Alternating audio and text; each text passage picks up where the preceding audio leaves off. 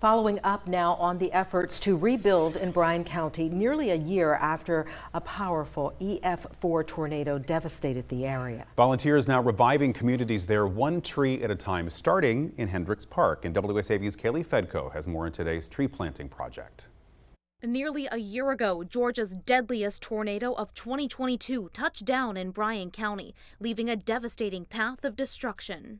On Friday, the Bryan County Tree Commission, Savannah Tree Foundation, and over 30 volunteers plant the seeds of restoration by replacing trees at Hendricks Park in Ellabelle. As many people know, Ellabelle lost a lot of trees, specifically here at Hendricks Park during the tornadoes last year. And when we decided we wanted to plant out here in Bryan, which is kind of usually we stay within Chatham, but we were branching out to Bryan this year.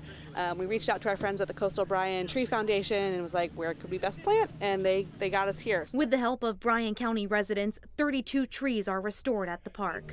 I think it's really important to kind of make sure that every generation, the current generation, future generations have something that they can enjoy from an environment perspective. And I'm always sure that all the benefits that trees provide us on a daily basis, we don't want that to be lost on the future generations. Even vacationers pitching in, like Jennifer from Massachusetts. We love trees. We need more of them.